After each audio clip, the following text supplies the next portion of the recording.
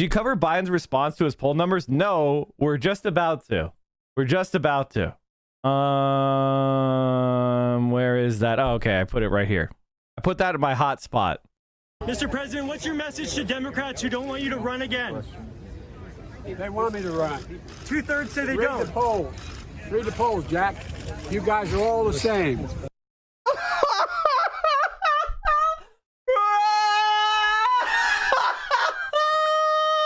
Read the polls, Jack.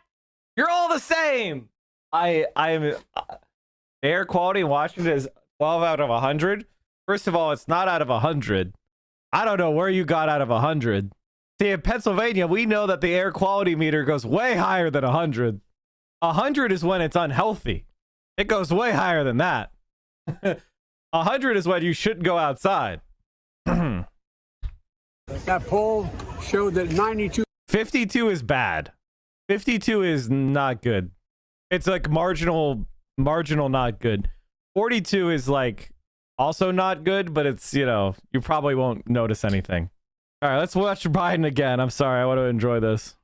I've seen 680. Yeah, that sounds like a fire. 45 is not bad. Mr. President, what's your I mean, it's, again, marginal. It's like, you know. message to Democrats who don't want you to run again? They want me to run. 2/3 say they Read don't. the polls. Read the polls, Jack. You guys are all the same. That poll showed that 92% of Democrats, if I ran, would vote for me. A majority of Democrats say they don't want you to run again in 2024. 92% said if I did, they'd vote for me. Mr. President, what's your message? So his strategy is, yeah, nobody wants me, but they'll accept it. They'll grudgingly pull the vote lever for me, grudgingly mark my name down if they had to. Ah, gotcha. They may not want me, but they'll accept it. Jesus Christ. Same strategy used in 2020. That's right. I have AQI of 30. That's fine. If you get affected by pollen, well, then that's not good, because moderate pollen is not good. I'm not really allergic to any pollen. I think there might be one plant that makes me sniffle. I don't know what it is, yo. I've been sober for nearly 8 years. This year might be finally the time because of Joe Biden. Kidding. Don't kid about that. Don't kid about that. Congrats on the 8 years, by the way. Nice. Can we? In the post entitled, "Give Biden a Break," you write in part this, quote, "Here's the deal, Democrats. You need to give Joe Biden a break." For weeks, Democrats have arrayed themselves in traditional circular firing formation, complaining about the president's failure to channel outrage about mass shootings, the Supreme Court's overturning of Roe v. Wade, and MAGA Republicans' assault on democracy. There's just one problem with the Too Cool Joe complaints. Biden has been saying heatedly and repeatedly exactly that which he is accused of avoiding. The fratricide is likely stoked by the press, which likes a Dems in disarray story and would love a presidential primary. Democrats are habitually more self-critical than their Republican counterparts, who remain silent as evidence of Donald Trump's election crimes pile up. The difference between the Republicans and the Democrats is the Republicans achieve results for their base. That's what Roe v. Wade is. If you're a Republican, cast your mind into the brain of a conservative.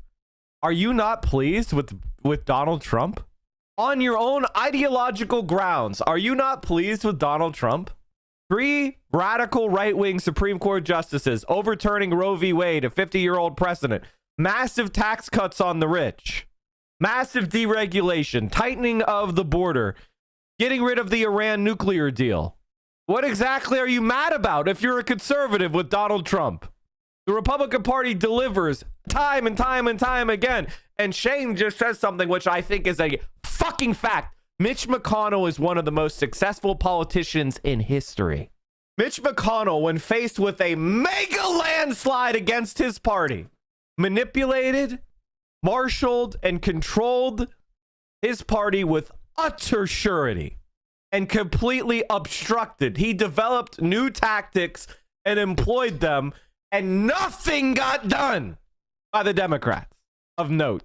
So if you're a Republican, how could you not be pleased? I would be very pleased. Now, the give Biden a break thing, what is Biden doing for us? What has Biden delivered for us? Let's leave aside the state of the country, which is in utter shambles.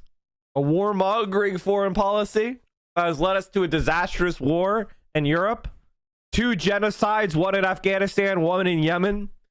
The rehabilitation of a theocratic autocracy that murders people for witchcraft and just recently murdered an American journalist in an embassy.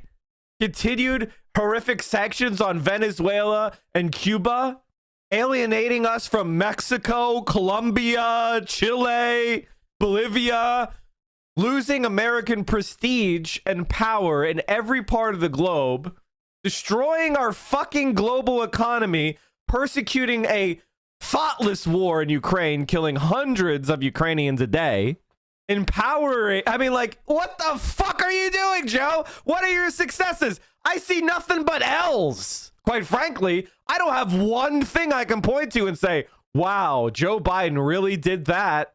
You're saying this guy sound pretty good. What I'm trying to say is, from the perspective of an American, Joe Biden is a fucking failure. Vax rollout was an utter failure. We're one of the lowest vaccinated countries in the world. That's a rich country. What do you mean vax rollout? It was a total disaster. And there's genuine frustration that more can't get done. But that's the fault of another Joe Manchin, not Joe Biden. Has Joe Biden said Joe Manchin is obstructing me? Has he said primary Kyrsten Sinema? No! He kisses their goddamn asses! He sits on his lazy fucking ass, and I'm yelling because these libs lie so blatantly to their audiences. I don't even know what to do. I get into a rage. I'm yelling at the TV, but there's 2,000 of you here, so it's okay. It's not just me yelling at the TV. I'm yelling for my show, so it's okay. He's not fighting them at all. Joe Manchin, you have my sympathies. He's a tough case. That's a state that despises you. You don't have a lot of pull in West Virginia. All right? Joe Manchin is tough to get leverage over. I guess you'll have to use, stuff like putting his daughter in jail for illegally, fraudulently getting a degree from a university, or fraudulently and illegally price gouging on EpiPens. Using, that kind of stuff. Play a little bit of hardball. Variety chatter, thanks for the prime. But Kyrsten Sinema, where's Joe Biden on Kyrsten Sinema? Where are you at, Joe? He kisses her fucking ass. Kronos, thanks for the tier 1. Political system that protects minority rule.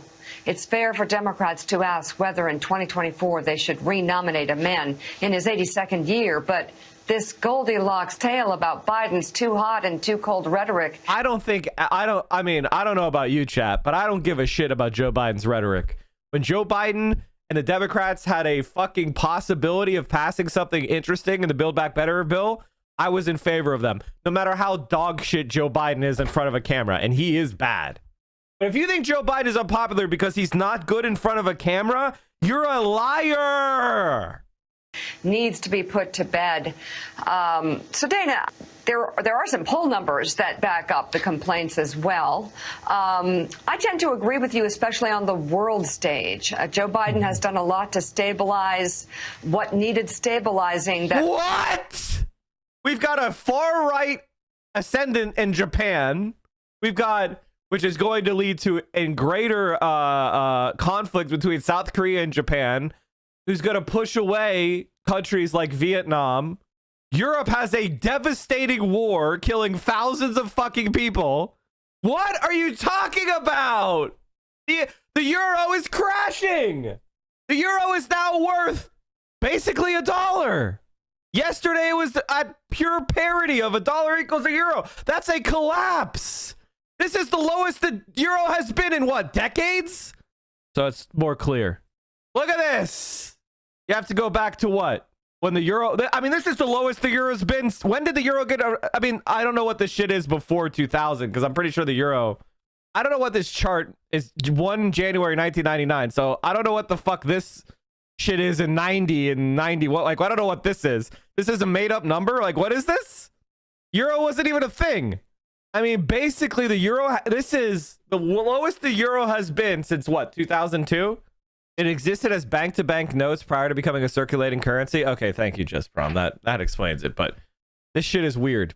What I'm trying to say is, as an actual currency, the Europeans have their currency is weaker than it's been in literally since it launched. An American journalist was just murdered by Israeli forces, and we don't give a shit. Perhaps Americans don't spend as much time worrying about because they've got kitchen table issues to deal with. And there may be the problem because we have inflation and we have economic woes and we have concerns of our own here in America that fall on Joe Biden's lap. And Joe Biden says Americans are going to want to pay pain to fight in Ukraine. The average American can't fight Ukraine on the map. And the political idiocy of Joe Biden is that we're going to want to fight a war in Ukraine because TV says so. Americans, without a doubt, I'm sure they hate Russia.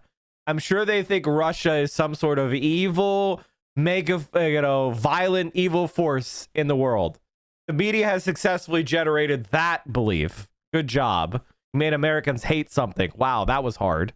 The idea that we want to have our economy and the economy of Europe collapse over Ukraine and the Crimea or the Donbass is absolute bullshit.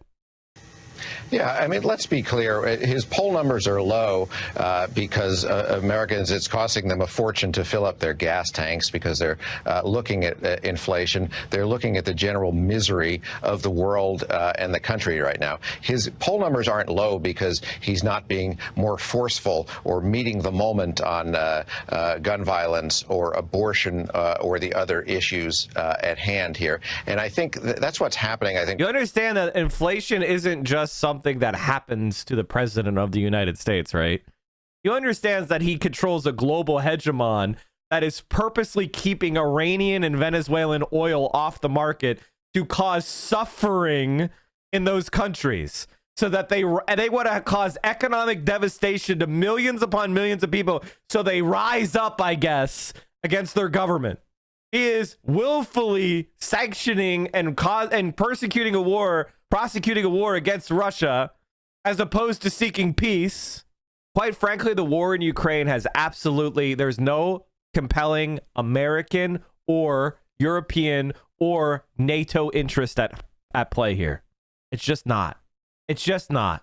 And there's a strong case to be made that we actually engineered the Ukraine crisis through a CIA coup. Now, I'm sure we'll find out about it in 30 fucking years or 50 years when it gets declassified, or when the mobs break into the CIA archives when the American government falls. Whatever happens first. We also have corporations doing ruthless price gouging because they could get away with it. If Bernie Sanders was president, we wouldn't have a war in Ukraine right now. Guaranteed. Bernie Sanders was president, we'd have lifted sanctions on Venezuela and Cuba. We would have fully re-entered the Iran deal. We would have fully re-entered the Iran deal. And we would have had their oil on the market. We would be proceeding with the Green New Deal, which means spending money on shit. Or, if we weren't, Bernie Sanders would have prosecuted everything he could with executive orders to get us going. He would have lifted those worthless tariffs on solar panels. Dylan Burns tells me that's conspiratorial because he doesn't like to make arguments. And we also, yes, the United States did destroy the Soviet Union, and we did install Putin. Putin is the direct result of our meddling. When we, took the state enterprises of the Soviet Union and sold them to corrupt people, giving away the entire natural produce of the land of Russia into the hands of oligarchs. Yeah, we created the far-right dystopia that is modern Russia. The United States was directly involved in that. Now Putin is in opposition to the U.S.'s meddling and wants his own domestic bourgeoisie, the Russian bourgeoisie, to control their own country. Give Biden a break. Dan and Milbank, you are a fucking cuck. Could Bernie have particularly with declared climate change a national emergency and commandeered the entire $800 billion budget of the Defense Department to tackle it? He could have declared it an emergency. He probably would not have been able to commandeer the defense budget. That would have been probably not a smart move. You said the U.S. did not make Putin steal money from his people. That's not true, my bro. That's exactly what we did. We wanted the oligarchs to exist. We gave Russia shock therapy when we were directly involved at the highest levels. We engineered all sorts of stuff. Like, what do you mean? There's a high likelihood we trained and armed the snipers that started attacking both police and protesters' forces to initiate the coup. I mean, listen, I don't know about, I think that's likely because they didn't, but because when the 100 people that were killed by those snipers, they've never investigated that. Seems pretty odd to me that no one's being prosecuted for those 100 people being killed in the Euromaidan protests after the coup government took over. Weird, huh? Anyway, I guess we just don't know. The oligarchs existed even during the late stage of the USSR? No, you're confused. Why do you think Gorbachev is not a billionaire? Because the Soviet Union didn't do that. There's a lot to say about the Soviet Union.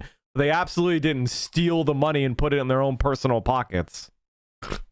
The left of the Democratic Party is saying if only he were more outspoken, and then they're criticizing him for not saying the exact sort of things that he's been saying. I mean, that's just a blatant lie. Notice how they bring a guy on to tell you what the progressives are saying versus have somebody on like, I don't know, me.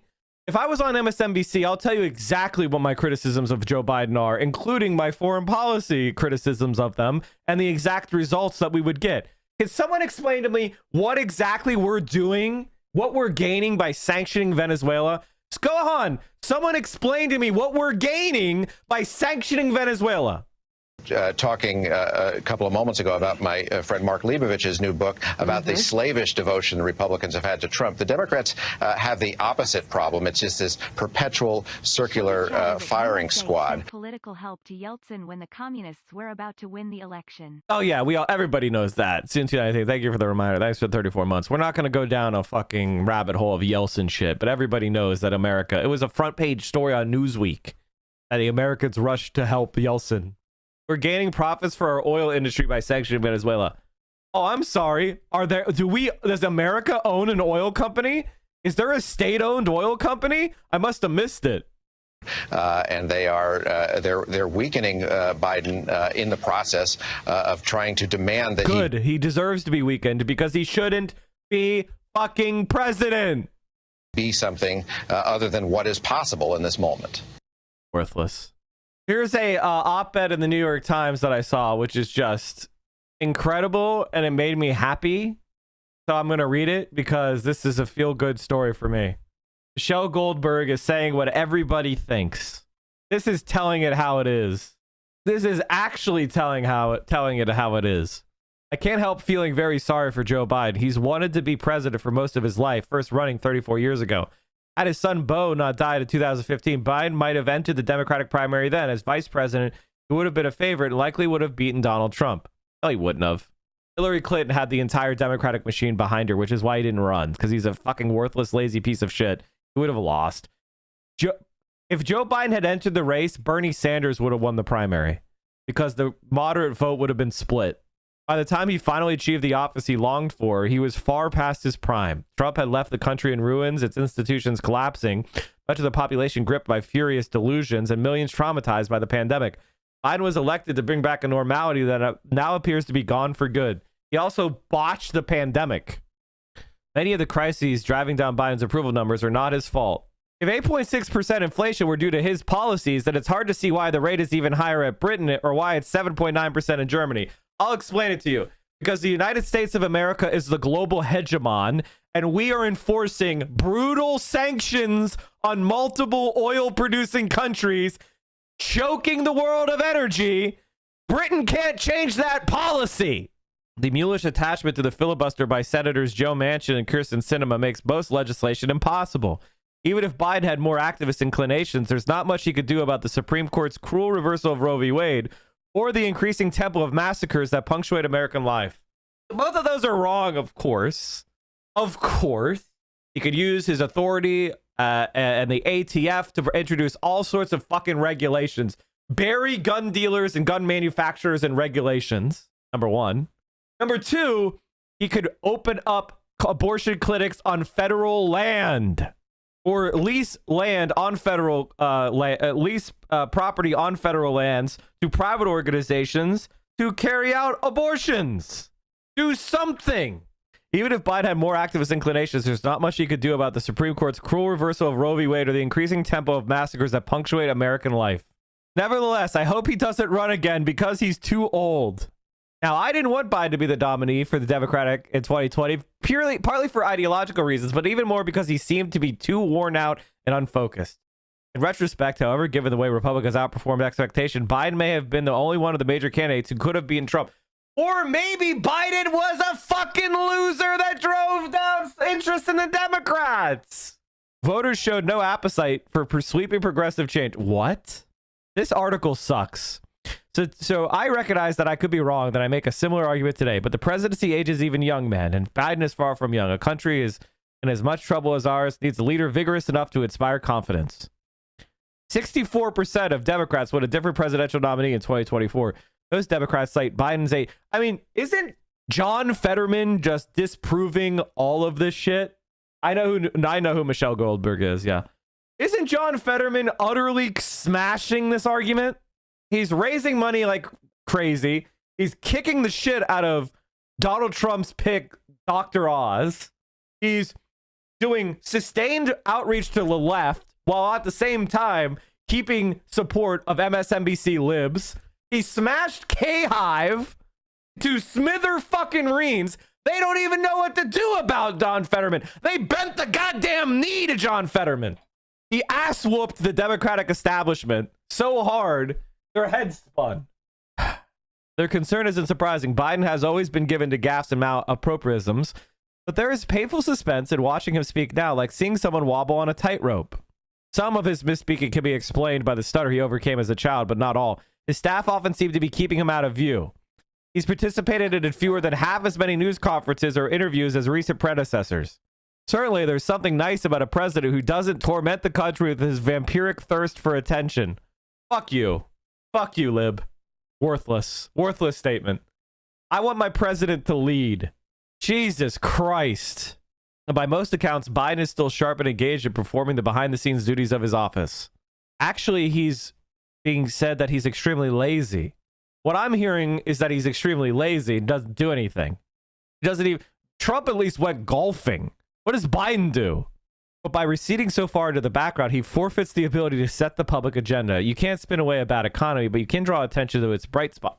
With a 3.6% unemployment rate, Americans overwhelmingly sympathize with Ukraine, and with a rousing enough message, some might even be willing to accept the pain of high gas prices as the cost of standing up to Vladimir Putin. That doesn't stand up to Vladimir Putin. High gas prices help Vladimir Putin. If you wanted to stand up to Vladimir Putin, you need to drive down gas prices. That's what would stand up to him. And most overwhelmingly Americans mouth sympathy, but they don't give a shit about Ukraine. Nobody gives a shit about Ukraine. If you want to be honest, people mouth pieties about Ukraine, but they're not doing anything for Ukraine. There's no interest in Ukraine. We're going to watch we're going to watch the committee here in a second. I just want to finish this and then we'll watch it. And with a rousing enough message, okay, to rally them, however, it is not enough for the administration to repeat the phrase, Putin's price hike. Like the rest of us, the White House had ample notice of the Supreme Court's intention to overturn Roe v. Wade, but it somehow wasn't ready with an immediate executive order and public relations blitz because they're incompetent and lazy. There's a problem here that goes beyond a shortage of presidential speeches and media appearances, or even Biden himself. We are ruled by a gerontocracy, excuse me. Biden is 79. Speaker of the House, Nancy Pelosi, is 82. The House Majority Leader is 83. The Senate Majority Leader is 71. Often, it's not clear if they grasp how broken this country is.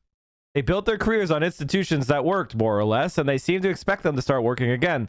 They give every impression of seeing this moment when the gears of government have seized and one party openly schemes against democracy as an interregnum rather than as a tipping point. Biden's Democratic critics come from different places in the political spectrum. Some are infuriated by centrism, others worried by his listlessness. But links most of them is desperation for leaders who show urgencies and ingenuity. There's one consolation of Biden's age is that he can step aside without conceding failure. There's no shame in not running for president in your 80s. He emerged from semi-retirement to save the country for the second Trump term. And for that, we all owe him a great debt. But now we need someone who could stand up to the still roiling forces of Trumpism. There are plenty of possibilities. If Vice President Kamala Harris's approval ratings remain underwater, Democrats have a number of charismatic governors and senators they can turn to. Biden said during the 2020 campaign that he wanted to be a bridge to a new generation of Democrats. Soon it will be time to cross it. Loser.